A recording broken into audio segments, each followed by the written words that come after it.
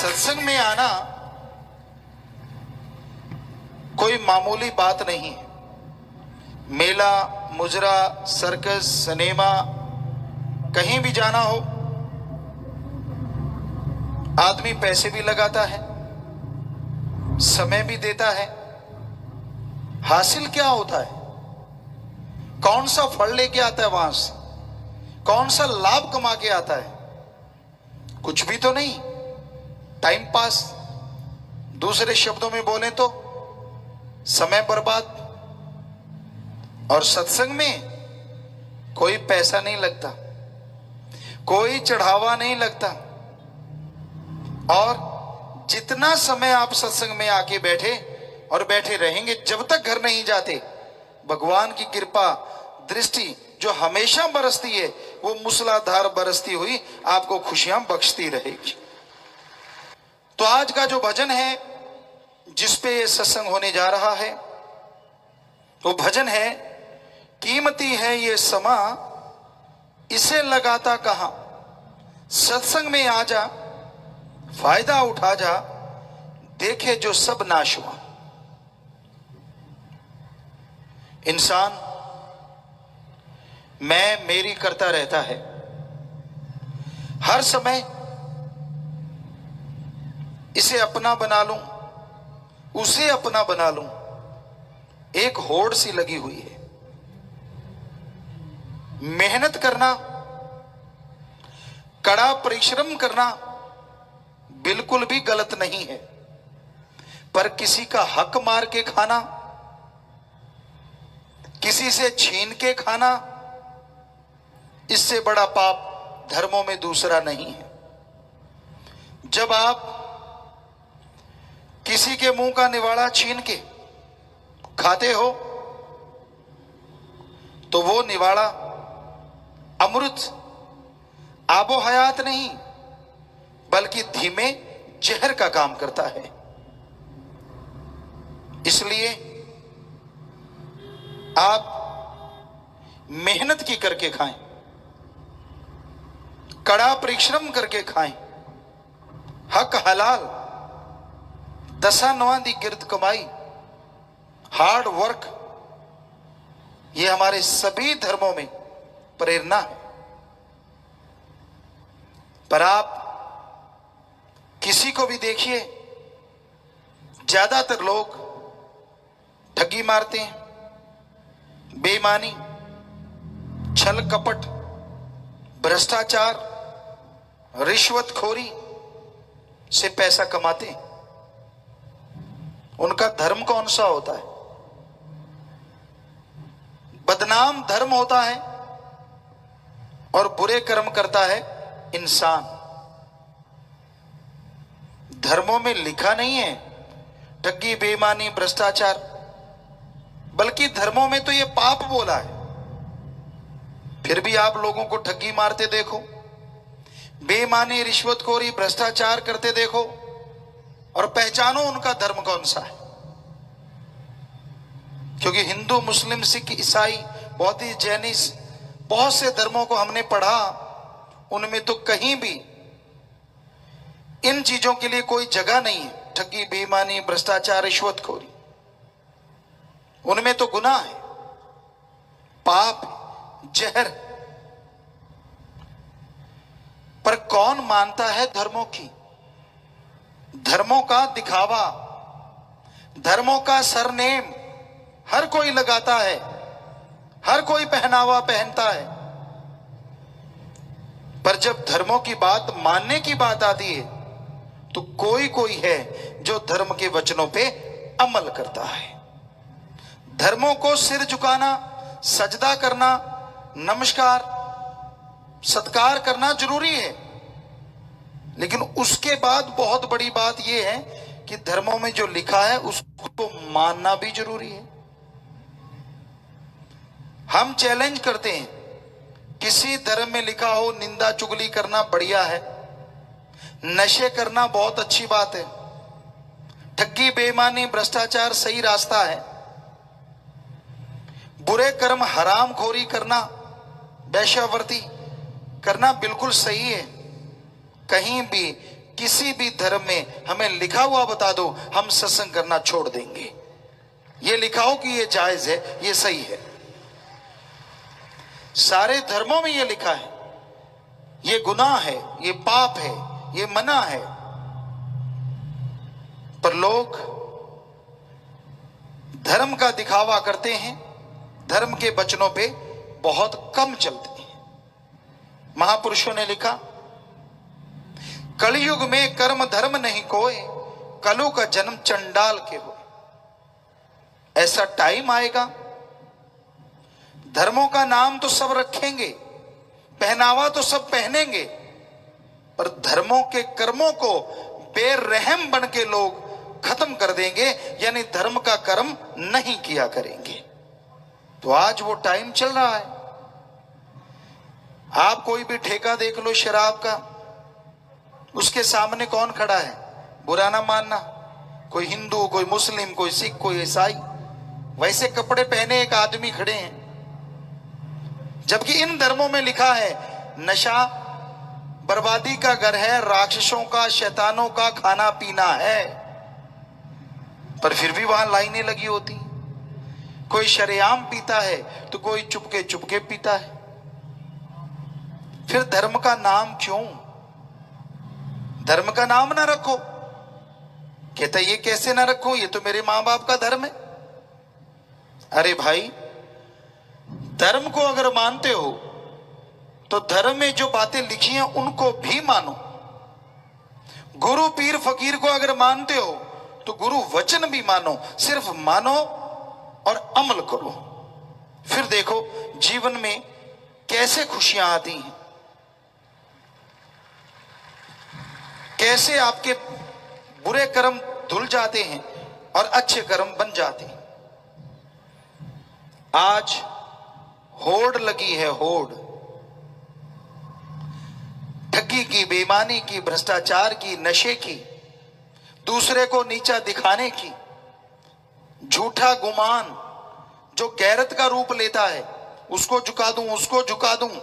हम चैलेंज करते हैं कि अगर आप शूरवीर हैं, अगर आप बहादुर हैं, तो अपने मन से जो आपके अंदर बुरे ख्याल देता है, लड़के देखो आप जीतते हो या आपका मन जीतता है। पता चल जाएगा आप कितने शूरवीर हैं, कितने बहादुर हैं। लड़ो अपने बुरे विचारों से। कोई नहीं लड़ता, कोई नहीं कदम बढ़ाता आगे। मालिक के प्यारे भक्ति करने वाले वही मन के लगाम डालते हैं, वरना बुरे विचार आते हैं, अगले दिन नहीं, लोग उसी टाइम उस पर अमल कर देते हैं कि बुरा काम कर डालो। आज जो बुरे कर्म हो रहे हैं, आज ठगी, बेईमानी, भ्रष्टाचार, रिश्वतखोरी जो बढ़ती जा रही है, इसका कारण है आत्मिक कमजोरी, जिसने इंसान को बना दिया हवशी। किसी को माया की हवश, किसी को काम वासना विषय विकारों की हवश, किसी को अहंकार की हवश। बहुत लोग हैं पूरी दुनिया में, अपने देश में अरबों खरबों, पता नहीं इससे कितने गुना ज्यादा उनके पास पैसा है। क्या उससे वो गद्दा बनाएंगे जिसपे नींद ज्यादा अच्छी आएगी, या रजाई बनाएंगे जिससे गर्माहट ज्यादा आएगी? गाड़ी ले ली, जहाज ले लिया, बाल बच्चे, कोठियां, बंगले, बगीचे, सब कुछ बन गया, फिर भी वो ज्यों के त्यों पड़े हैं। तो कहीं वो सही जगह पे लगा दिए जाएं तो आने वाली पीढ़ियों का फायदा हो जाए। इसी पे एक बात आपको सुनाते हैं, सच्ची बात। एक शाहूकार थे, बड़ा धन था उनके पास, बेहद कंजूस मक्खी चूस जिसे कहते हैं, बहुत पैसा था। वो मुनीम को कहने लगे, मुनीम जी जरा हिसाब लगा के बताओ, मेरे पास जो दौलत है ये कितनी पीढ़ियां खा सकेंगी? मुनीम ने हिसाब लगाया और खुश होकर मुनीम कहने लगा, शाहूकार जी, आपकी आने वाली 10-11 पीढ़ियां कुलें कुछ भी ना करें तो भी आपकी दौलत खत्म नहीं होगी, इतना पैसा है आपके पास। शाहूकार रोने लगा। मुनीम दंग रह गया कि मैंने सोचा ये खुश होगा, ये तो रो रहा है। मुनीम ने पूछा, शाहूकार जी रो क्यों रहे हो? कहने लगा, मेरी 12वीं पीढ़ी को कौन खिलाएगा? मैं तो मर गया, ये तो सिर्फ 11 पीढ़ियां ही खा पाएंगी। मुनीम जी ऐसा कुछ बताओ जिससे मेरी और ज्यादा पीढ़ियों को मैं कमा के दे के जाऊं और वो आराम से जिंदगी गुजारे। मुनीम बहुत समझदार था, भगवान को मानने वाला। कहने लगा, शाहूकार जी अगर आप ऐसा चाहते हो तो फिर दान करना पड़ेगा, भोजन दान करो, धन दान करो, तो आपकी आने वाली पीढ़ियों का भला होगा। मुनीम को शाहूकार कहने लगा, मैं कितना दान करूं? मुनीम कहने लगा, जी ऐसा करो, आज आप भोजन ले चलो, फलां भक्त है, अपने उसको भोजन देते हैं। शाहूकार लगा, बस? कहता, हाँ जी ये दान होता है, भूखे को खाना खिलाना। वो भोजन लेके गया, दरवाजा खटखटाया, अंदर से भक्त जी बाहर आए। कहने लगे, अहो भाग्य, नगर सेठ हमारे घर आए। कैसे आए सेठ जी? सेठ जी कहने लगे, भाई मैं तो तेरे को भोजन देने आया हूं। भक्त कहने लगा, 1 मिनट सेठ जी रुको।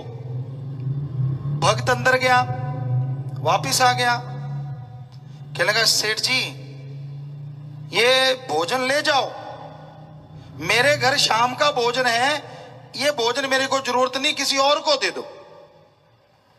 आंखें खुल गई सेठ जी की। ओ तेरी, मैं तो सोचता था 12वीं पीढ़ी को कौन खिलाएगा, और इसको कल की चिंता नहीं, सिर्फ शाम तक का भोजन है, ये बेफिक्र है, चेहरा नूर से भरा हुआ और मैं रोता ही रहता हूं। तो मुनीम ने बताया, सेठ जी भूखों को खाना खिलाया करो, प्यासों को पानी पिलाया करो, मेहनत हक हलाल की खाया करो, खून चूसना बंद कर दो तो आने वाली पीढ़ियां आपकी मौज करेंगी। तो ये है हमारे धर्मों का सच्चा दान। पता नहीं इतने इतने पैसे लोगों के पास, दुनिया के पास हैं, उसका करेंगे क्या? पता नहीं कब पटाखा सा बोल जाएगा, सब कुछ धरा धराया रह जाएगा। खुद तो गए ही गए, और जो छोड़ गए किसी को फायदा भी नहीं हुआ, क्यों पता ही नहीं किस किस में फंसा रखा है, कहां कहां उलझा रखा है। यहां तो चलो फिर भी ज्यों त्यों ढूंढ सकते हैं, कहते हैं बाहर तो कोई नंबर मिलता है, वो नंबर जिसके पास है उसका पैसा, नंबर गया तो सब कुछ ही गया। उस नंबर के लिए लोग ज्यादा ढूंढते हैं, कोई मर जाए तो मरने वाले को कम देखते हैं कि वो नंबर ना कोई दूसरा ले जाए, क्योंकि बाहर के मुल्कों में सारा सामान ही नंबरों पे मिलता है। सुनने में आया है, सच क्या है ये तो राम जाने। तो आखिर आदमी की प्यास कहां जाके बुझेगी? इतना हवशी है ये, आखिर कहां रुकेगा ये जाके? सब कुछ होते हुए भी कंगाल। ऐसे हम सत्संग करते करते राजस्थान में पहाड़गंज जगह है, रात को वहां रुके, जंगल में रुकते थे, टेंट लगा लेते थे। एक बुजुर्ग दंपति वहां, हम पहुंचे, सेवादारों ने बताया गुरुजी आधा मकान गिरा हुआ है, एक मकान सही है, गिरा है। हमने कहा बना दें, कहते ना। कि आप आटा ले लो, कहते ना। कहते गुरुजी से मिला दो। हम मिले, बोलो बुजुर्गवार क्या सेवा करें आपकी? कहने लगा गुरुजी सेवा की जरूरत नहीं, वो पैसे लेके आए। हमने कहा नहीं, हमने नहीं लेने। कहता गुरुजी पहले फकीर हो जो किसी से लेते नहीं, वरना जो भी कोई आता है हम तो देते ही देते हैं, तभी आशीर्वाद मिलता है अगर देंगे तो। हमने कहा आशीर्वाद बिकाऊ नहीं होता, ये बिना टैक्स के मिलता है। फकीर आशीर्वाद देते हैं, भगवान कृपा करते हैं। फकीरों के पास आशीर्वाद या दुआ होती है, करना कराना तो ओम हरि अल्लाह राम ने होता है। तो कहने लगा गुरुजी मुझे जो चाहिए आप दे सकते हो। हमने कहा बोलो भाई। कहने लगे हमें भगवान से मिला दो, कोई गुरुमंत्र दे दो ताकि भगवान की भक्ति करके उसको मिलने, बाकी भगवान का दिया सब कुछ है। हमने कहा भाई सत्संग में आपको बताएंगे। अब वहीं से सत्संग करते करते हम मुंबई पहुंच गए। मुंबई में सत्संग कर रहे थे, एक आम लोग मिले, उनमें बहुत धनाढ़ लोग भी थे। हमने कहा भाई आपके लिए कोई सेवा, जैसे बुजुर्गों से पूछा था। कहने लगे हाँ गुरुजी क्या?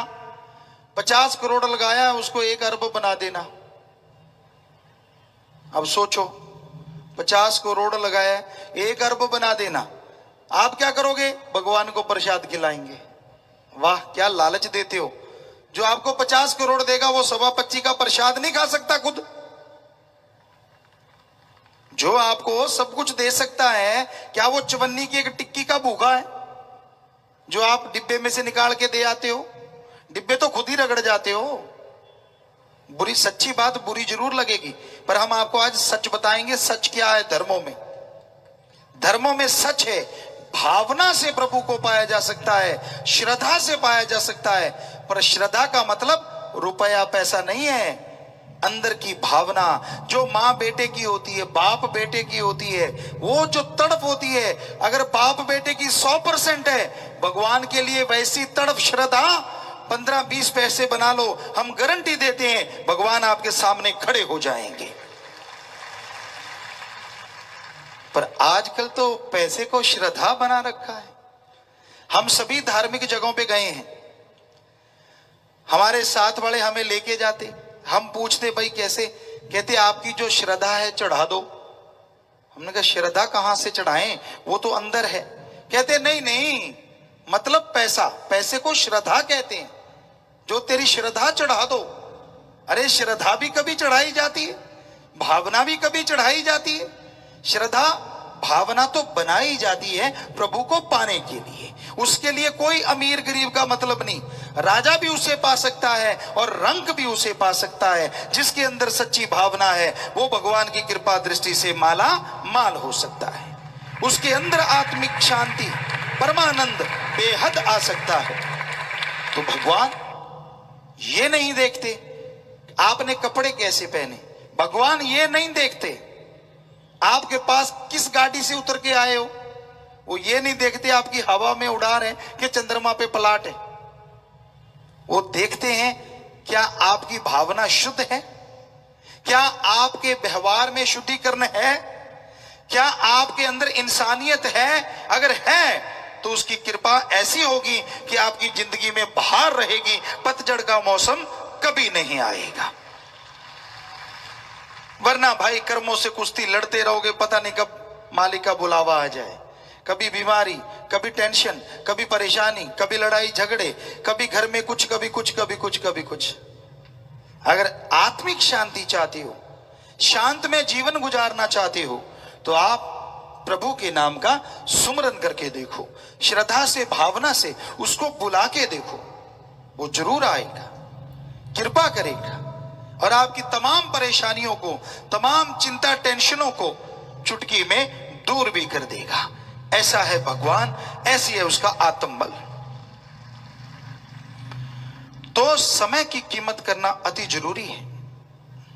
समय की कीमत जो नहीं किया करते वो हमेशा पिछड़े रहते हैं। समय किसी के लिए रुकता नहीं। कहते हैं समय ऐसा जंगली घोड़ा है जो गर्दन के बाल पकड़ने से तो रुक सकता है, पर पूंछ पकड़ने से दुलत्ती झाड़ देता है। मतलब समय से पहले अगर समय के लिए आप तैयार रहते हो तो समय आपका वफादार होगा। अगर आलस्य में पड़े गए, जब समय गुजर गया फिर कुछ भी हासिल नहीं होता। आयु बीती जात है, हरि से कियो ना हेत, फिर पछताए होत क्या जब चिड़िया चुग गई खेत। समय की कदर कीजिए। जो समय के साथ चलते हैं, जो समय का साथ देते हैं, समय उनका साथ जबरदस्त देता है। तो आलस्य में पड़ के जीवन बर्बाद ना करो। समय के साथ साथ चलो। समय की कदर करना बहुत ही जरूरी है, इसलिए समय की कदर कीजिए, अच्छे कर्म करो, कोई नहीं रोकता। बाल बच्चे परिवार के लिए जो आपका कर्तव्य है उसका निर्वाह करो, पर जायज तरीके से, नाजायज तरीके से नहीं। मेहनत कड़ा परिश्रम से, ठगी बेईमानी भ्रष्टाचार से नहीं। अगर आप मेहनत की करके खाते हो, समय के साथ साथ चलते हो, तो मेहनत की थोड़ी सी कमाई भी आपको बेइंतहा आनंद देगी, बेइंतहा खुशियां बख्शेगी। कई बार ऐसा होता है, ठगी बेईमानी की कमाई जब बनती है खुशी कम होती है, लालच और बढ़ता है, और जब ये चली जाती है एकदम से घाटा पड़ गया, एकदम से बर्बाद हो गए, या तो आधा पागल, या फिर पूरा पागल, या फिर हार्ट अटैक, या फिर दुनिया से पार। ये नतीजे होते हैं। जब दौलत आती है खुशी कम, और जब जाती है सब कुछ ही लेके चली जाती है। पाप जुल्म की कमाई, कबीर जी ने लिखा है, माया होई नागणी जगत रही डहकाए, जो इसकी सेवा करे उसको ही ये खाए। पाप जुल्म की कमाई। लेकिन जो गरीब है वो सोचते हैं, गुरुजी आपको क्या पता, बढ़िया गाड़ी हो, हवा में उड़ा रहो, स्वर्ग बन जाए जिंदगी। हमारे पास ऐसे अमीर भी आए जो अपने देश में धनाड़ों में नंबर रखते हैं। उनको रोते हुए हमने मिले, उनसे क्या हुआ भाई, क्यों रो रहे हो? कहते गुरुजी बुरा हाल है, बेचैनी है। हमने कहा चेकअप करवा लो, अल्ट्रासाउंड, आप सीटी स्कैन, आप कुछ भी करवा सकते हैं, एमआरआई, या बाहर विदेशों में। कहता है गुरुजी सब कुछ करवाया, उनमें कुछ नहीं आया, पर रात को नींद और दिन को चैन नहीं आया। हमने कहा सच्ची बात कह दें? कहते कह दो, बुरा ना मानना। कहता नहीं मानता। हमने कहा जब लोगों का खून चूस चूस के कमाओगे तो कहां से शांति आएगी और कहां से चैन आएगा? बहुत नेक इंसान था वो। कहने लगा गुरुजी सच कहते हो, मैंने धनवान बनने के लिए ये नहीं देखा किसी के चोट लग रही है, कोई मर रहा है, किसी का हिस्सा मर रहा है, मैं तो अपनी अमीरी का सोचता रहा। अब इसका हल क्या है? हमने कहा इसका हल है, जैसे खून किसी का चूसा है वैसे गरीबों की मदद करो। भगवान की औलाद का भला, भूखे को खाना, प्यासे को पानी, बीमार का इलाज अगर आप अपने हाथों से करोगे तो यकीन मानो वो बद्दुआएं आपका पीछा छोड़ जाएंगी और आप सुख में जीवन व्यतीत कर सकोगे। और यकीन मानिए हमने उनका पता करवाया, वाकई उन्होंने जाते ये शुरू कर दिया। और 2 साल के बाद वो खुद मिलने आए, गुरुजी अब मैं आराम से सोता हूं, पहले बढ़िया बिस्तर थे, लक्ष्मण झूले की तरह ऐसे ऐसे होता रहता था, लेकिन नींद नहीं आती थी तो यूं लगता था बिच्छू डंक मार रहा है। नींद भी किराए की थी, एक इंजेक्शन लगाने के बाद नींद आती थी। पर कहता अब जब से मैंने नए काम शुरू किए हैं, आम चारपाई पे भी लेट जाऊं तो बढ़िया नींद आती है, इंजेक्शन वगैरह लगाने नहीं पड़ते। तो आपने सच कहा। हमने कहा हमने क्या कहा? ये तो हमारे धर्मों में लिखा है कि नेकी करोगे तो भगवान जी आत्मिक शांति बख्श देंगे, जिसके लिए अरबों खरबोंपति लोग दौड़े फिरते हैं। कहां से मिले आत्मिक शांति? यहां घूमने जाएं, वहां घूमने जाएं, इधर उड़ के जाएं, चंद्रमा पे रहने लग जाएं, कहीं तो शांति मिले? नहीं मिलती। तो भाई अगर आत्मिक शांति नहीं तो संतुष्टि नहीं, और अगर संतुष्टि नहीं तो त्रिलोकी का राजा भी दुखिया है, और संतुष्टि है रोज की दिहाड़ी करने वाला भी मौज उड़ाता है। बात संतुष्टि की है, संतोष की है।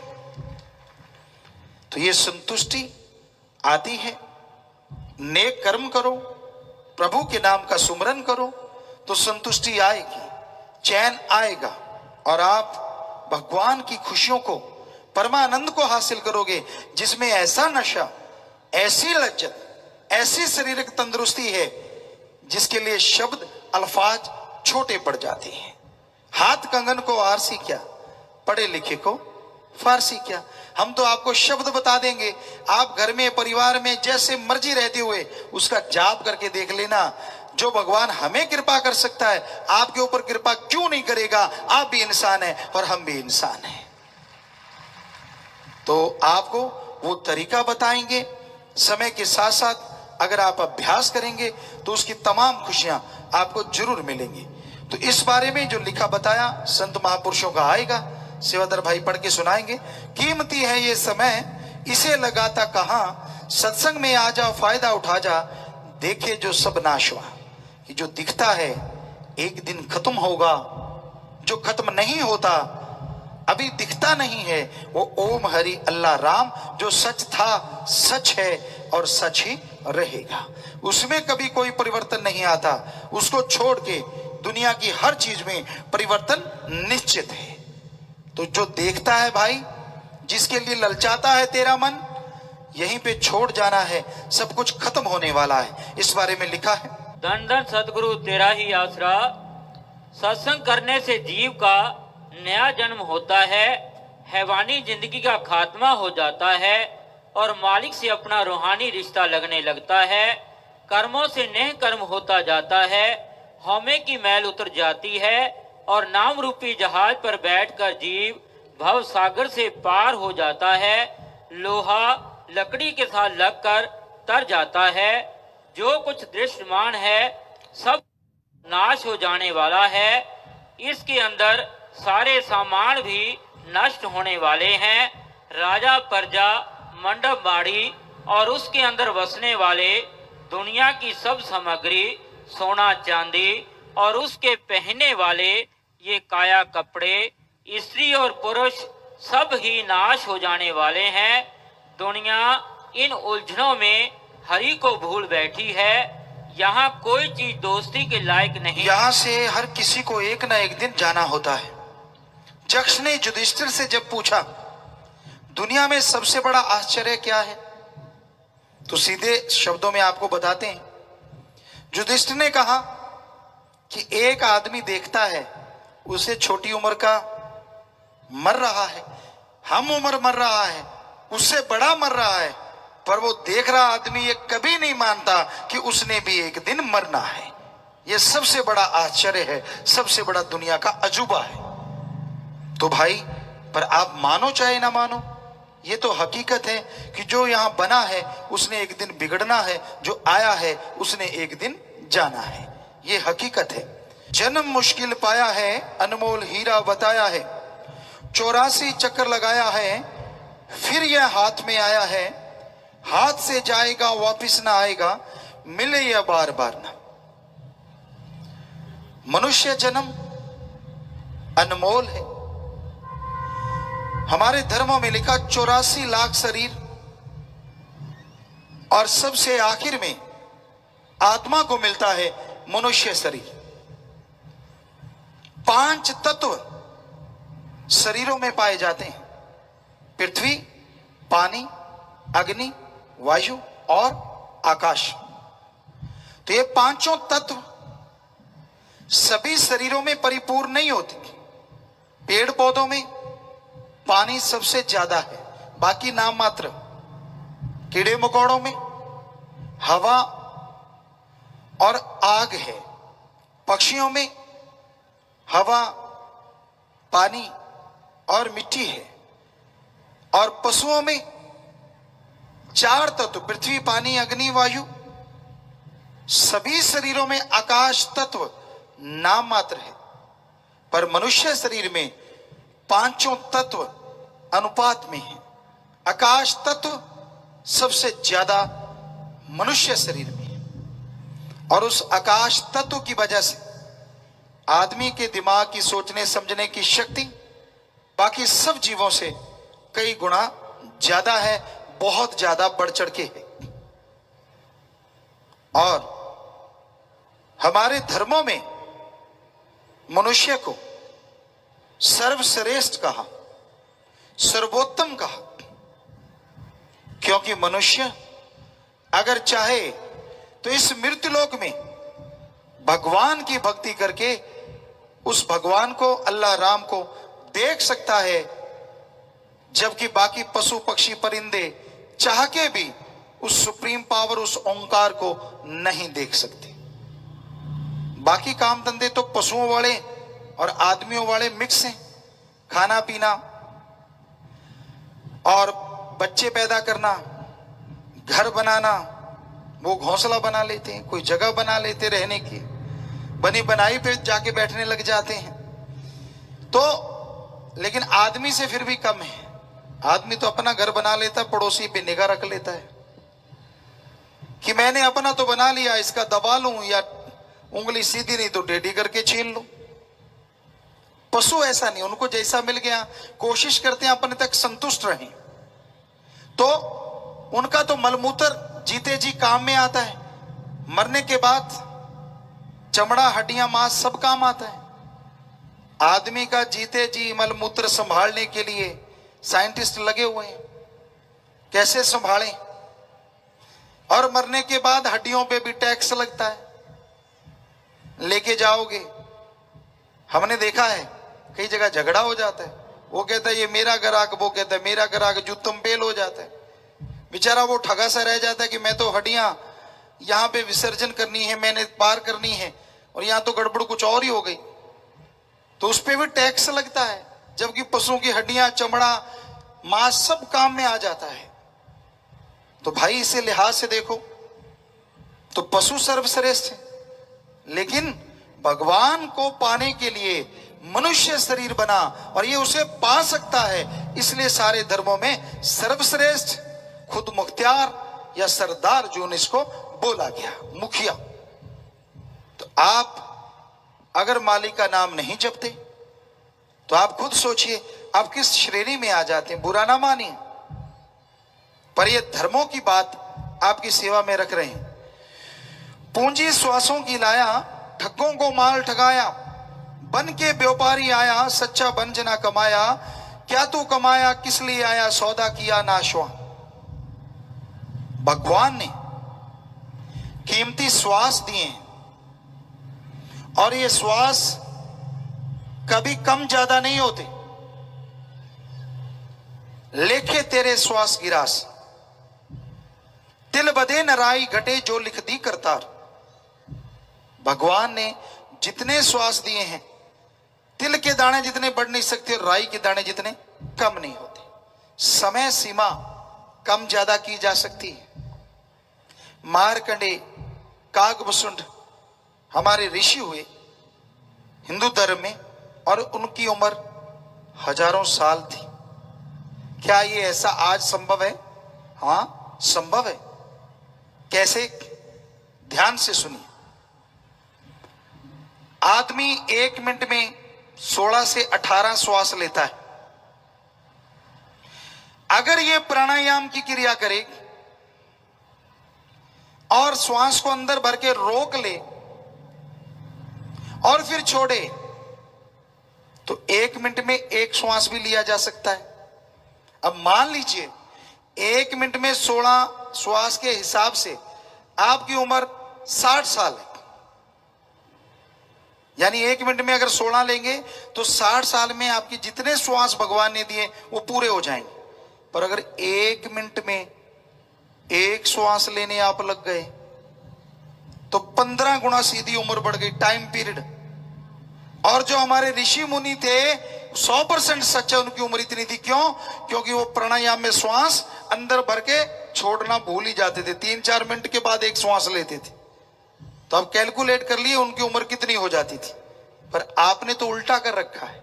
चरस, हेरोइन, स्मैक, भांग, धतूरा, अफीम, शराब, मेडिकल नशे, जितने भी नशे आप करते हैं 1 मिनट में 16 की जगह 25-30 श्वास आप लेने शुरू कर देते हैं। और भगवान के हिसाब से उस 16 अगर 1 मिनट में लेते तो उम्र होती 100 साल, पर आप तो ले रहे हैं 32, टाइम पीरियड कम हो गया 50 साल ही रह गया।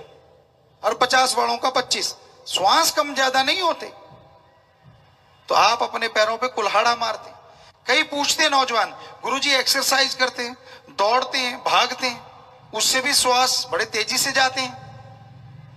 नहीं भाई, उसके बाद आप जब आराम से रहेंगे, एक्सरसाइज करते हैं, शरीर मेंटेन रखते हैं, तो 16-18 की जगह आप आम फिर 1 मिनट में 14-15 श्वास ही लेते हैं, यानी टाइम पीरियड बढ़ता है, कम नहीं होता एक्सरसाइज से। ये आपको बता दें, नशों से ये चीज बर्बाद होती है, नशों से ये सब कुछ होते हमने देखा है और ऐसा हो रहा है। तो भाई, जो महापुरुषों ने बताया, जो धर्मों में सिखाया,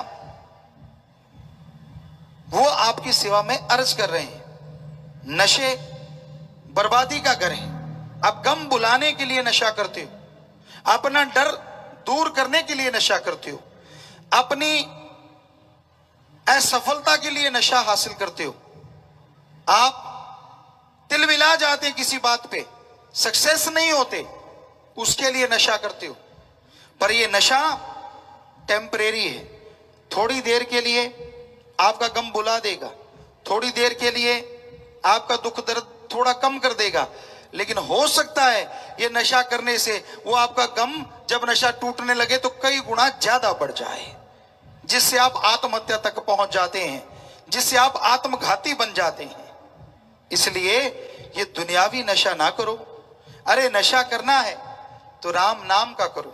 एक बार चढ़ गया तो चेहरे पे नूर होगा, अंदर सुरूर होगा, और भाई आपको वो नजारे मिलेंगे, वो नशा मिलेगा जो लिखने सुनने से परे की बात है। यही तो हमारे धर्म महाविज्ञान है। उसमें टेम्परेरी नशों को अवॉइड करने के लिए लिखा और परमानेंट नशों को करने के लिए लिखा। तो राम नाम जपो, अल्लाह की इबादत करो, वाहिगुरु को याद करो, घर ना छोड़ो, परिवार ना छोड़ो, कपड़े ना बदलो, जैसा पहनते हो पहनो, जैसे घर में रहते रहो, कमाई करो, मेहनत करो, लेकिन जीबा से, ख्यालों से ईश्वर का नाम लेते रहो। आप गाड़ी चला रहे हैं, जीबा से तो ब्रेक नहीं दबाने, वो तो फ्री है, तो गाड़ी चलाते जाइए और जीबा से मालिक का नाम लेते जाइए। आप वॉकिंग करते हैं, सुबह सुबह चहलकदमी करते हैं, अपनी दुकान तक जाते हैं, चलते जाइए, देखते जाइए और जीबा ख्यालों से मालिक का नाम लेते जाइए, तो वो परमानेंट लज्जत, वो नशा एक ना एक दिन आपको मिलना शुरू हो जाएगा। इससे आसान तरीका और क्या हो सकता है बताइए? ना जंगलों में जाना, ना बाल बच्चे छोड़ने, ना काम धंधा छोड़ना, ना कपड़े बदलने। अब कपड़े बदलने से भगवान मिलता तो सारे वैसे ही पहन लेते, पल में भगवान को पा लेते। जब भगवान को घर से विदा करना होता, कपड़े चेंज कर लेते। ये सब पाखंडवाद है, इससे कुछ नहीं मिलता। तो भाई हकीकत आपको बताएंगे आज कि कुछ ऐसा करने की जरूरत नहीं, धर्म जात मजहब बदलने की जरूरत नहीं, अपने विचारों को बदलना है, विचारों का शुद्धिकरण करना है। अगर आप भगवान की कृपा पाना चाहते हैं, उसकी दया में रहमत, उस पावर को हासिल करना चाहते हैं, और वो तरीका हम आपको बता देंगे करना आपने। टीचर लेक्चरर तो पढ़ाते हैं, उनकी क्लास में बच्चे मेरिट होल्डर होते हैं, फर्स्ट डिवीजन पास होते हैं, सेकंड डिवीजन, पर कुछ फेल भी हो जाते हैं। पर जो फेल होते हैं, क्या टीचर का कोई कमी है? कमी होती तो मेरिट कैसे आ गई उस सब्जेक्ट में, फर्स्ट डिवीजन कैसे आई? जो फॉलो नहीं करेगा, गुरु विचारा क्या करे जा सिखण में चूक। गुरु मास्टर टीचर लेक्चरर क्या करे अगर सीखने वाला ही सीखता नहीं, फॉलो करने वाला ही फॉलो नहीं करता? उसी तरह पीर फकीर गुरु बताते हैं, फॉलो आपने करना है। और इससे आसान तरीका राम नाम का जो आदिकाल से चला है कोई हो नहीं सकता। यहां आपको थोड़ा सा बता दें, भगवान किसे कह रहे हैं हम? यहां भगवान कह रहे हैं ओंकार को, जिसने ब्रह्मा जी, विष्णु जी, महेश जी को बनाया। ओंकार। सिख धर्म में बोले तो एक ओंकार, इस्लाम धर्म में बोले तो अल्लाह ताला रहमो करम का दाता, और इंग्लिश फकीरों की बात करें तो द सुप्रीम पावर गॉड। जिसने सबको बनाया है, सारी सृष्टि को बनाया, उसको नाम से बुलाओ, उसको मेथड से बुलाओ, उसको उसकी तरीके से आवाज दो। आप जो भी आवाज देंगे उस तक पहुंचेगी, पर उसकी आवाज आप तक पहुंचे इसके लिए लगातार उसको आवाज दो। ये कहते मैं तो भगवान को बहुत याद किया, उस तक आवाज गई नहीं। नहीं जी नहीं, आप इस कलयुग में एक बार भी आवाज देते हो, वो आवाज मालिक तक जाती है। अरे आदमी तक चली जाती तो भगवान के आदमी से बहरा है, उस तक तो जाती है। पर वो जो आवाज देता है आप तक नहीं आती, क्योंकि काम वासना क्रोध लोभ मोह अहंकार मन माया के पर्दे जो कानों में ठूंस रखे आपने, इनको फाड़ना होगा।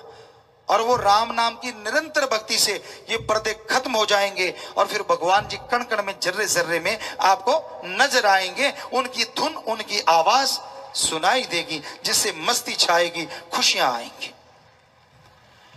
तो आगे आया जी, करना था काम जो किया ना, प्रभु का नाम लिया ना, कभी जलाया ज्ञान दिया ना, प्रेम का प्याला पिया ना, मन को जो भाता है मांस अंडा खाता है, पीता रहा शराबा। इस बारे में लिखा है, बाहर वाले नशे सच्चे प्रेम के एक घूंट का भी मुकाबला नहीं कर सकते।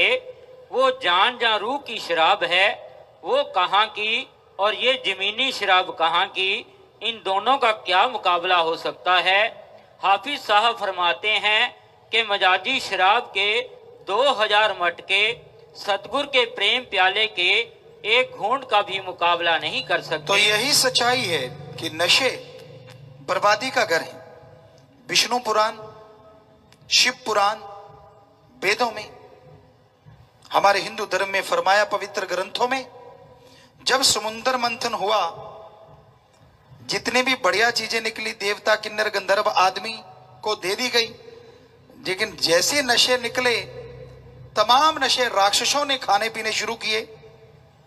शिव जी ने भांग नहीं जहर पिया था ताकि सारी दुनिया बच जाए। तो हिंदू धर्म में लिखा है, हिंदू धर्म के लोगों, नशा पीना खाना ना, वरना आपका शरीर रूपी घर और जिसमें रहते हो वो घर राक्षस प्रवृत्ति का बनेगा। बेचैनी परेशानी दुख मुसीबतों के पहाड़ टूटने लगेंगे। इस्लाम धर्म में लिखा है, शर प्लस आप, शर माने शैतान और आप माने पानी, उर्दू फारसी में, कि हे अल्लाह की इबादत करने वालों, शराब शैतान का पानी है, पीना मत, नशे करना मत। ये दोनों नशे खाना पीना शैतान का ही खाना पीना है। अगर खाओ पियोगे तो की गई इबादत खाके में मिलेगी, दोजक में जलोगे। सिख धर्म में लिखा है, पोस्त पंग अफीम मद नशा उतर जाए पर बात, नाम खुमारी नानका चढ़ी रहे दिन रात। पोस्त भांग अफीम शराब सुबह का शाम, शाम का सुबह उतर जाता है। अरे नशा करना है तो ओम हरि अल्लाह वाहिगुरु राम के नाम का करो। एक बार चढ़ गया तो दोनों जहान में नहीं उतरेगा। ईसाई धर्म में लिखा है, वो नशा कभी ना करो जो गॉड को दूर करे, गॉड्स प्रेयर का नशा करो जो गॉड के करीब करे। तो हमारे धर्मों में साफ लिखा है। तो अगर आप जितने भी भाई बहन माता बैठे हैं, किसी भी धर्म को मानते हैं, तो आप कोई भी नशा नहीं कर सकते। अगर आप नशे वाली दुकान पे भी जाते हैं, जरा सोचिए क्यों? जब आपका धर्म कह रहा है कि आपको नशा करना नहीं चाहिए, राक्षस प्रवृत्ति है, शैतान बनाता है, आपका सब कुछ गवा देता है, तो आप जरा सोचिए। कहते मुझे तो लत लग गई, आदत पड़ गई, तो फिर राम नाम का नशा कर लो, क्योंकि राम अल्लाह वाहिगुरु गॉड का नशा जब करोगे तो उससे अरबों खरबों गुना ज्यादा है और लज्जत तंदुरुस्ती देने वाला है। थोड़ा नशा अपने आप छूट जाता है जब ज्यादा नशा आने लगता है। तो आपके नशे अपने आप छूट जाएंगे, आप नशों से अपने आप मुक्त हो जाएंगे अगर ईश्वर के नाम का नशा करेंगे, मालिक के नाम का नशा करेंगे। चल सत्संग में आए जा, वचनों पे अमल कमाए जा, प्रभु का नाम ध्याए जा, जीवन सफल बनाए जा, जप ले प्रभु का नाम आए जो तेरे काम बने साथी दो जहां। बातें करने से कुछ नहीं होता। क्या आप सुख की बातें करके दुख दूर कर लोगे? क्या आप रोटी रोटी कह के भूख मारवा लोगे? आपकी मर जाएगी भूख। क्या आप आंखें बंद करके सोचो मेरी गाड़ी आ गई, मैं गाड़ी पे बैठा जा रहा हूं, तो क्या गाड़ी पे बैठ जाओगे? यानी सिर्फ बातें करने से कुछ नहीं होता। सामने बादाम घी दूध मक्खन सब कुछ पड़ा है, सिर्फ धोख मारते रहो, क्या ताकत आ जाएगी? नहीं आएगी। उसको खा लें, स्वाद भी आएगा और ताकत भी आएगी। वैसे ही ओम हरि अल्लाह वाहिगुरु राम का नाम है, भगवान बहुत अच्छा है, बहुत बढ़िया है। बातें करने से कुछ नहीं होता। जब तक राम नाम आप खाओगे, जीभा से ख्यालों से घुमाओगे नहीं, अभ्यास नहीं करोगे भावना से, तब तक उसकी तमाम ताकतों से वंचित रहोगे। अगर जाप करोगे तो उसकी तमाम ताकतें आपके नसीब में होंगी और आप खुशी के हकदार बन जाओगे, खुशियों से माला माल हो जाओगे। तो इसलिए ईश्वर का नाम लेना सीखिए। आज की पीढ़ी क्या करती है, हमने जो देखा अपनी आंखों से, क्योंकि बसों पे गाड़ियों पे हम जाते रहते हैं, कई बच्चों को देखा बाइक पे जा रहे हैं बड़ी स्पीड से, रास्ते में मंदिर आया, ब्रेक लगाए, 1 रुपए का सिक्का चढ़ाया, जंगला सा बना होता लोहे की ग्रिल, ऐसे सिक्का मारा, भगवान जी ओके फिर कभी आएंगे। क्या भगवान तेरा 1 रुपया कैच करने के लिए वहां तैयार बैठा है कि ये कैच करवाएगा और मैं कैच कर लूं और बाद में खुशी बख्श दूं? नहीं भाई, ठीक है, भगवान की कोई भी, अल्लाह राम परमात्मा की जगह आती है, सजदा करना, नमस्कार करना बहुत ही बढ़िया बात है, लेकिन ये तो शुरुआत है। सिर्फ ऐसा करके छोड़ दो और भक्ति करो ही ना, तो जैसे आप भगवान जी को झटका देते हो वैसे झटके खाते रहोगे, उसकी दया में रहमत नहीं मिलेगी, चाहे मानो चाहे ना मानो। भावना, उसके लिए तो आपके पास 2 मिनट नहीं है और वो आपकी जिंदगी संवार दे, ये कहां का न्याय है? उसके लिए समय दोगे तो वो आपके आने वाले समय को बहुत ही आपके लिए सुखमय बना देगा, आपकी इच्छा पूर्ति जरूर करेगा। क्या आप स्कूल कॉलेज के सामने 1 रुपया फेंकने से डिग्री डिप्लोमा हासिल कर सकते हो? बताइए। क्या स्कूल कॉलेज के सामने से जाने से और थोड़ा सा यूं करने से क्या वो टीचर मास्टर आपको ज्यादा नंबर दे देंगे? नहीं देते। आपने डिग्री डिप्लोमा लेने के लिए जिंदगी के 15, 20 साल, 25 साल लगाए हैं, तब डॉक्टरेट की डिग्रियां या बड़ी डिग्रियां आप हासिल कर पाए। तो भगवान के लिए 20-25 महीने दे दो, चलो छोड़ो, 2-3 महीने लगा दो, हम आपको गारंटी देते हैं, सच्ची भावना से तरीका हम बताएंगे, 2-3 महीने आप लगाना भगवान की याद में, उसकी खुशी ना मिले तो हम आपको गारंटी देते हैं, हमें आगे कह देना गुरुजी आप झूठ बोल रहे हो। और बताओ कैसे बताएं आपको कि उसमें पावर है, वो शक्ति है? अरे आजमा के तो देखो, हम कौन सा आपके टिकट लगा रहे हैं कि हमें नोट दोगे तो देंगे, नहीं, ऐसा कुछ नहीं है। बिना दाम के राम का नाम आपको बताएंगे, अल्लाह की इबादत का तरीका, वाहिगुरु की याद का तरीका, पर आगे अभ्यास तो आपने करना है, आगे उस पर चलना तो आपने है। ये तो आप पे निर्भर करता है कि आप उसे मानते हैं कि नहीं मानते। तो भजन में लास्ट में आया, मन माया ने फंसा लिया, गुलाम अपना बना लिया, घर का काम भुला दिया, काल बगार में लगा लिया, काल के धंधे जो काल के फंदे, वो माया पदार्थ फना। इंसान इंसानियत को आज भूल बैठा है और जिसकी वजह से इंसान के अंदर बेचैनी है, परेशानी है, दुख है, बीमारियां हैं और सब कुछ होते हुए भी कंगाल है। इंसान जब तक संतोष धन संतुष्टि हासिल नहीं करता, संतुष्टि किसे कहते हैं? ध्यान से सुनिए, जो आपके पास है उससे कर्तव्य निर्वाह करो, सुख लो, पर हित के लिए भी उसमें से कुछ लगाओ। वेदों में लिखा 7वां हिस्सा, 10वां हिस्सा, 15वां हिस्सा, जो भी लिखा है धर्मों में, वो आप निकाल के भूखे को खाना, प्यासे को पानी, बीमार का इलाज करवाओ, पर हित के लिए भी लगाओ। तो जो आपके पास है उससे कर्तव्य निर्वाह करो, पर हित भी करो, और जो आपके पास नहीं है उसके लिए मेहनत करो, टेंशन ना करो। इसी का नाम संतुष्टि है, इसी का नाम संतोष धन है। संतुष्टि का मतलब यह नहीं है कि हाथ पे हाथ रख के बैठ जाओ, नहीं, आप मेहनत करते रहिए, मेहनत करोगे। कई लोग कहते गुरुजी मेहनत की क्या जरूरत है? भगवान ने जो लिखा है, धर्मों में बोला हुआ है कि भगवान ने जो लिखा है वो मिलेगा, जो भाग्य में लिखा है, जो भाग्य में नहीं लिखा वो नहीं मिलेगा। सवाल ही पैदा नहीं होता। ये आपको किसी ने गलत व्याख्या बताई है। हमारे धर्मों में लिखा है, भगवान ने जो भाग्य में लिखा है, आप मेहनत करेंगे तो वो मिलेगा, और भक्ति के द्वारा अगर आप साथ में मेहनत करेंगे तो भगवान आपका भाग्य बदल सकते हैं, आप अपना भाग्य आप बना सकते हैं। हिम्मत करे अगर इंसान तो सहायता करे भगवान, हिम्मते मर्दा मददे खुदा। ये सारे धर्मों में शिक्षा दी गई है। क्या मेहनत कीजिए, भगवान आपकी साथ देंगे, भगवान आपकी मदद करेंगे, भगवान आपका जरूर कदम कदम पे साथ देंगे। तो बात यही है कि जो संतों की बात, पीर फकीर की बात सुनता है वो जरूर खुशी हासिल करता है।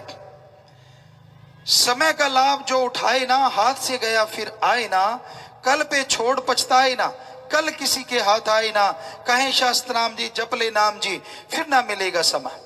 लास्ट में शास्त्र नाम जी दाता रहबर हमारे गुरु मुर्शिद कामिल, जिनकी आप ये तस्वीर देख रहे हैं, उन्होंने फरमाया कि कल करूंगा कहते रहते हैं आप, तो वो कल कभी नहीं आता। यहां जो कहा गया कबीर जी ने भी कि जो कल करना है वो आज करो, और आज बड़ा अब, यानी ईश्वर के नाम के लिए कहा गया है, बुरे कामों के लिए नहीं, अच्छे कामों के लिए, भले कामों के लिए, कि उसका इंतजार मत कीजिए। जब आप सोचते हैं, भक्ति करते हैं कि मैं भक्ति करूंगा, समय निकालूंगा, आप नहीं निकालते। आमतौर पे लोग तब समय निकालते हैं जब दुखी होते हैं। दुख में सुमरन सब करें और सुख में करे न कोई।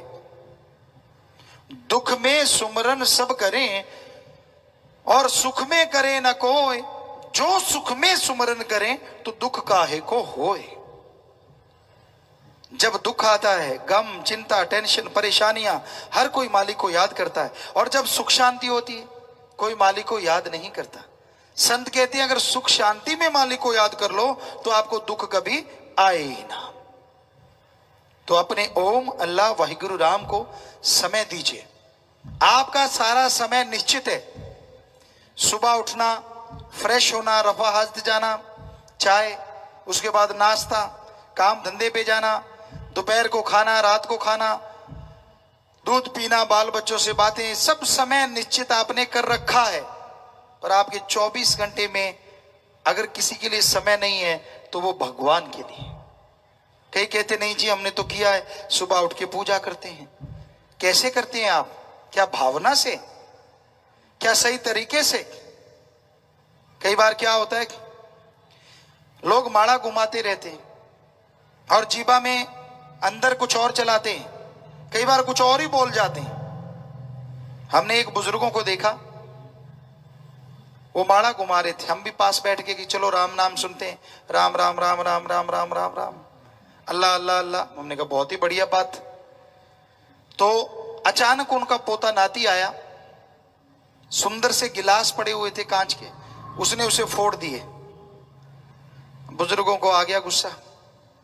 माड़ा तो वैसे घूम रही है पर जुबान के अल्फाज बदल गए। माड़ा इधर चल रही है, राम राम की जगह क्या हो गया, मर जाए बैठ जाए, तेरा बेड़ा कहां से आ गया, सब कुछ फोड़ दिया, दे तेरे की माड़ा फटाफट। अब बताइए ये माड़ा गाड़ियों की है या भगवान की है? माड़ा तो कर में फिरे और जीबा फिरे मुखमा है, अरे मनवा तो दे दिस फिरे, यो तो सुमरण ना है। माड़ा हाथ में, जीबा मुंह में घूमती है, और मन जो है वो 10 दिशाओं में, 4 दिशाएं, 4 कोने ऊपर नीचे दौड़ता रहता है, भागता रहता है। ये कोई भक्ति थोड़ा ही ना है। तो लास्ट में आपको ये बताना चाहेंगे कि भक्ति का तरीका कौन सा सही है। एक उदाहरण के तौर पे श्री गुरु नानक देव जी, जिसे हिंदू लोग गुरु कहते थे और मुसलमान मुर्शिद कामिल, तब सिख धर्म नहीं था। तो उस टाइम श्री गुरु नानक देव जी मुसलमान समाज में गए, लोगों ने बड़ा प्यार किया, इज्जत की, लेकिन बीच में कुछ ऐसे लोग भी होते हैं जिनको ये बात पसंद नहीं आती। राजा के पास बात कही कि महाराज, हे राजन, हे बादशाह सलामत, ये जो पीर आया है ये हिंदू बनाता है, ये धर्म का सही नहीं है, कहता है कि मैं सारे धर्मों को मानता हूं पर ये सही नहीं है। तो गुरुजी ने बुलाया कि पीर जी को बुलाओ। बुलाया गया और कहने लगे कि चलो भाई हमारे साथ नवाज अता करोगे? गुरु नानक देव जी कहने लगे हाँ चलो करेंगे। कहने लगे बादशाह एक बार फिर बोलो, आप क्या कहते हो? बादशाह कहने लगा सीधी सी बात है पीर जी, आप हमारे साथ नवाज अता करोगे? गुरु नानक देव जी कहते हाँ करेंगे। चल पड़े राजा, मौलवी और गुरुजी मस्जिद में जाके बैठे। मुसलमान भाई जैसे नवाज करते हैं, घुटने औंधे मारते हैं, वैसे बैठ गए। बादशाह मौलवी नवाज अता करने लगे और लास्ट में जब वजू वगैरह जैसे भी करते हैं वो किया और देखा गुरुजी तो आलती पालती मारे बैठे हैं, ये तो हिले ही नहीं। बादशाह को बहुत गुस्सा आया, नवाज अता हो गई। कहने लगा हे गुरु, तू कहता था मैं नवाज अता करूंगा।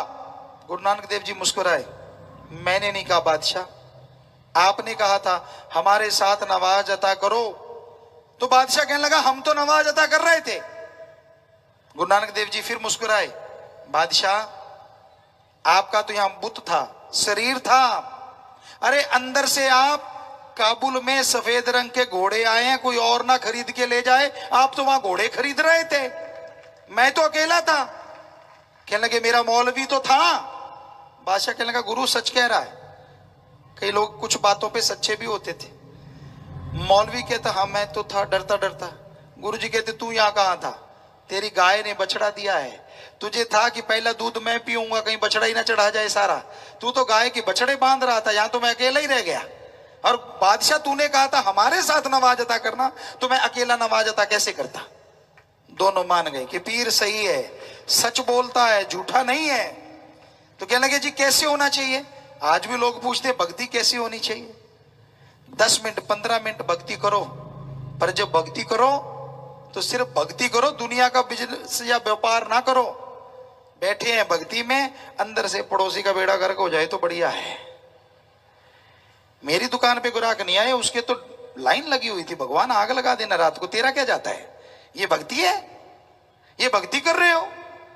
अरे भाई भक्ति करो सच्ची भावना से। जब ईश्वर की याद में बैठो, अल्लाह मालिक गॉड खुदा रब वाहिगुरु की, तो सिर्फ ध्यान उसी में लगे। अरे इस कलयुग में 10-15 मिनट भी ऐसे ध्यान समाधि में बैठ जाओ तो आपके लिए जो अच्छा होगा भगवान वो फल आपको जरूर देंगे और अभाग्यशाली को भाग्यशाली जरूर बना देंगे। भगवान कैसे करते हैं ये सब, जादू टोना ताबीज धागे से नहीं। भगवान ने शरीर बनाया है, जैसे आप भक्ति करते हैं चरम सीमा पे 10वें द्वार में पहुंचते हैं, तिल में पहुंचते हैं, तो आपके सोचने की शक्ति आगे से डबल हो जाती। साइंटिस्ट मानते हैं आज आदमी 15 से 20% दिमाग का इस्तेमाल करता है, सिर्फ उसी में सुपर कंप्यूटर रॉकेट बहुत कुछ बन गया। सिर्फ 10 से 20% में होता क्या है, मेथड ऑफ मेडिटेशन से, गुरु मंत्र से आदमी का विल पावर आत्म बल बढ़ता है, जिससे सोचने समझने की ताकत आदमी की आगे से दुगनी हो जाती। यानी आप दिमाग से दुगना इस्तेमाल करते हैं दिमाग का, तो जो टेंशन की वजह थी उसका हल आपको पहले नहीं मिलता था। जैसे दिमाग की शक्ति दुगनी होती है, आपकी समस्या का हल आपको आपके अंदर से मिल जाएगा और आप टोटली टेंशन फ्री हो जाएंगे, चिंता मुक्त हो जाएंगे। तो ऐसे करता है भगवान का नाम काम, पैसे देने से नहीं। अब लाख की ठगी मारी, 100 रुपया भगवान को, कितना कम दिया ना वैसे देखा जाए, इतना कम तो कोई लेता ही नहीं परसेंटेज जितना भगवान को दिया जाता है। अल्लाह मालिक परमात्मा को ठगी लाख की, ज्यादा से ज्यादा 1000 दे देंगे, 99,000 तो खुद के। क्या कहता ऊपर से, भगवान जी बोलना मत, 1000 तेरा 99 मेरे। यानी भगवान को हिस्सेदार बना लिया कि तू भी ना बोलना, ठगी वाला 1000 तू ले ले। कमाल है। अरे भगवान क्या सब जानता नहीं, उसको सब मालूम है, उसको किसी चीज की जरूरत नहीं। जो आदमी को बना सकता है, क्या आदमी के बनाए कागज के टुकड़े रुपए को नहीं बना सकता? सोचिए जरा। आप सोचते हैं आदमी में ऐसी क्या खासियत है, कलौन बन जाते हैं ये वो। आपको लगता है खासियत नहीं है। आपने जो कपड़े पहने, कितनी जगह सिलाई करवाई है, हर जगह सिलाई है, हमने आपने जगह जगह सिलाई हुई है। एक छोटा सा चमत्कार की बात करते हैं, और भगवान ने हमारे शरीर के चर्बी हड्डियों के ऊपर जो चमड़ा चढ़ाया है, एक जगह भी टंका नहीं लगाया है ना। कमाल, सोचने की बात है। जिस नजरिए से सोचो आप, देखो तो और क्या क्या चमत्कार चाहते हैं। जितने पेड़ पौधे हैं, किसी की खुशबू किसी से नहीं मिलती, किसी का डिजाइन किसी से नहीं मिलता। आप इतने डिजाइन बना के दिखा दो, फूले नहीं समाओगे। 5-10 अगर कोई सीनरी बना दी ना, यार मैंने इतनी बड़ी चित्रकार हूं, और वो जो सबसे बड़ा वो मैं करता ही नहीं, उसने सबको बनाया, किसी के हाथों की रेखाएं आपस में नहीं मिलती है ना। कमाल। तो उस ईश्वर के डिजाइन का कहां से तोड़ लाएं, कहां क्या क्या चमत्कार नहीं है उसके। तो भाई उस ईश्वर को साक्षात देखा जा सकता है, उसकी पावर को हासिल किया जा सकता है। वो तरीका आपको बताएंगे जिसे कहते हैं गुरु मंत्रा। गुरु मंत्रा गुरु का मंत्र नहीं, भगवान के वो शब्द जो गुरु खुद जाप करता है वो लोगों को देता है कि भाई हमें जाप किया, हमें मालिक कण कण में दिख रहा है, आप जाप करोगे आपको भी दिखेगा, आप भी इंसान हम भी इंसान।